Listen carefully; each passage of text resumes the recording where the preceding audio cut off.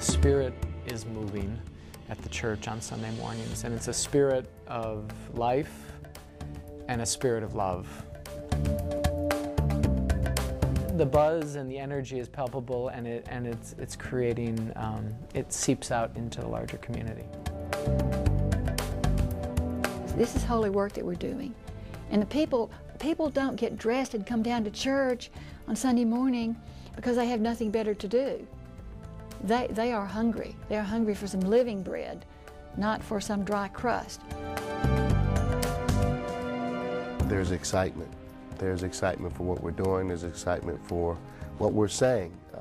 We talk about a message that is freeing, a message that helps people to find their whole self. And it's not just talk, it's the doing. We are active in the community. It's a very seeker-sensitive service, which means that you can walk in, and even if there obviously is a conversation spiritually or about the identity of the congregation that was going on for a while, there's not a lot of coded word talk that leaves people guessing. And there's not this sense that you've walked in on an intimate family conversation and perhaps you're an interloper and don't really belong there. What really, at the heart of it all, draws people to the congregation you serve? This is not meant to be a mechanical question. This is what is that positive core that draws people, that attracts people, that makes people feel that there is something vital going on here. Lately, those who've been joining our church have been people from other UU churches. So we kind of have to keep that quiet, like, okay, all right.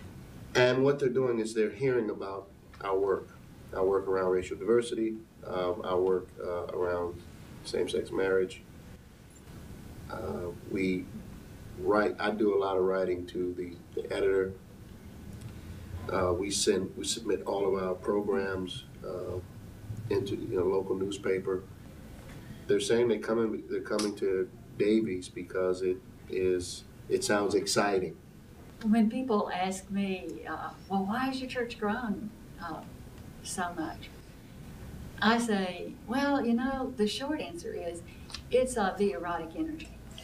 and people say, what do you mean? And what I mean by the erotic energy is it's the life force. It's the elan vital. When you come into the congregation, you notice it, you feel it. There's a buzz, there's a stir, it's alive. People want life. People want life. They want transformation. Mm-hmm. They want redemption. And those are all words that I would use for what happens at First Church Portland. And I think that that's why people come, because they want life. Mm-hmm. And there's a large culture of deadness out there. And so they come and they laugh and they cry during the service.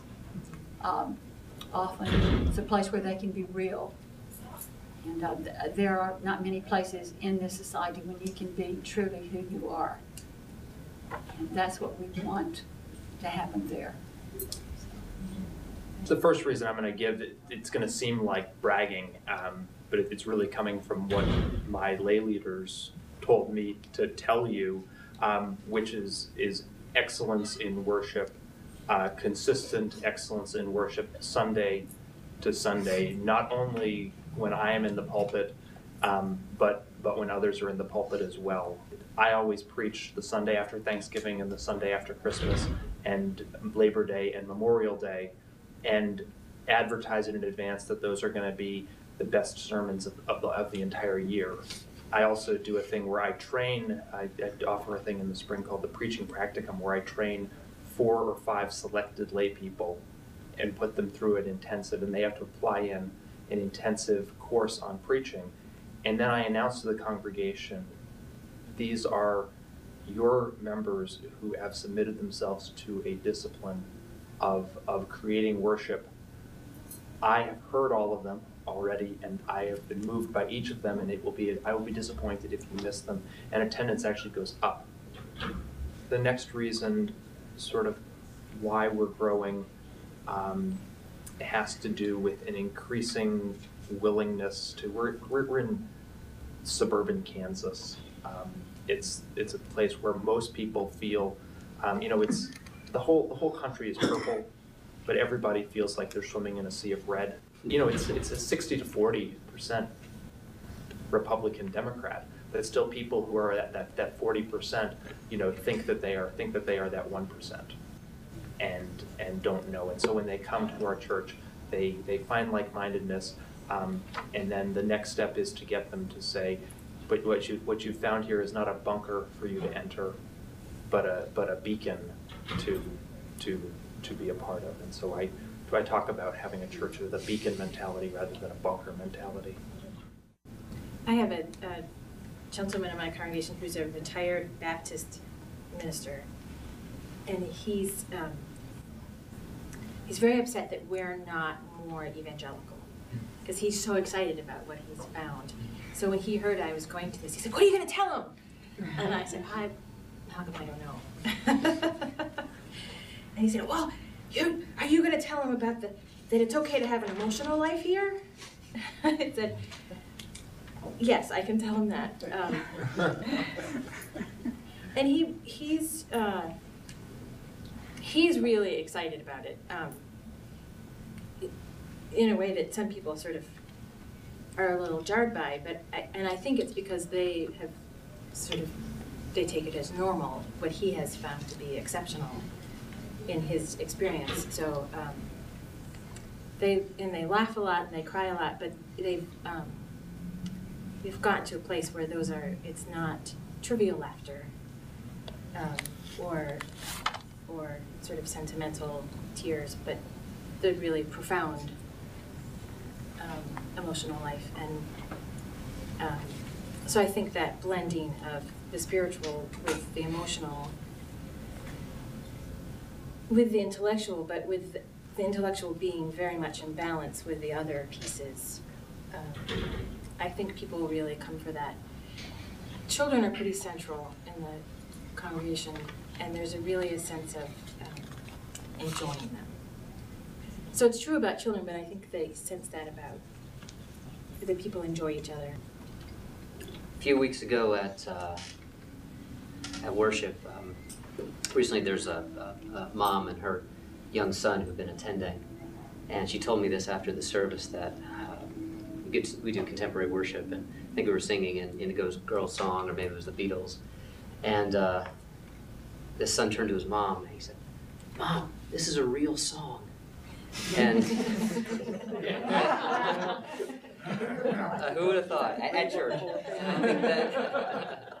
I think that does encapsulate part of what really draws people to Wellsprings and who we are, which is an overused word, but I think it's something that we want to make more than just a symbol or a buzzword, which is relevance to folks' lives. That we want to try and draw down that wall between the sacred and the profane, between what separates life out there from what really adds to our lives within here.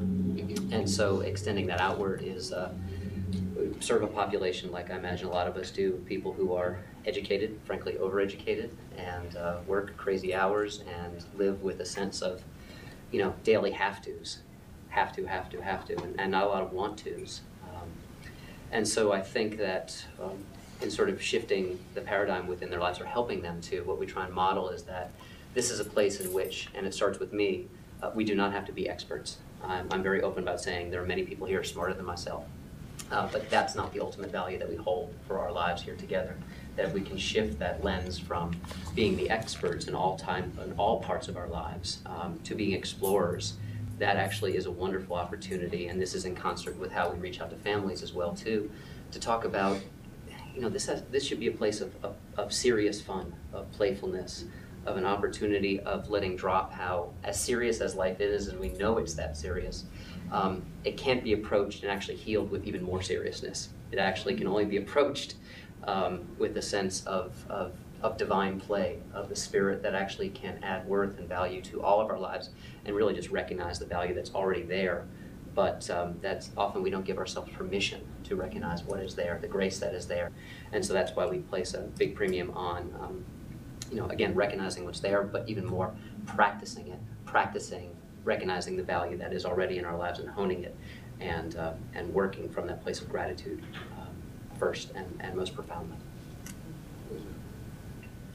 The folks who come to my church comment, especially if they're coming from Protestantism, they comment most often on the energy. Like many of you have said, there's a big buzz and there's a lot of energy. I never would have called it erotic before, but we laugh, we cry, we sing, we pray together, and ponder together. And I think that in the end, I've been thinking about this some as my reflection on this ad campaign, that I'm all for seekers. Finding is the grace of the Spirit. One thing we offer is a practice. A practice of corporate worship, a practice of covenant groups, a practice of conversation, a practice of various kinds of spiritual disciplines for people to pick and use, and so be open to the finding that comes after they've sought us out. I think people come in part to be prayed for, and the prayers are often very non-theistic and are always very inclusive, and even people who don't believe in praying come in part for that. We've done a number of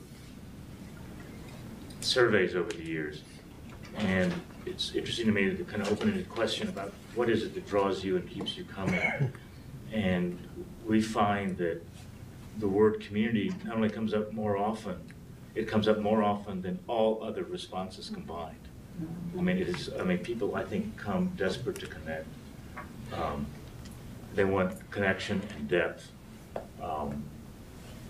But I think one of the things that's really changed, clearly has changed in America, is people have fewer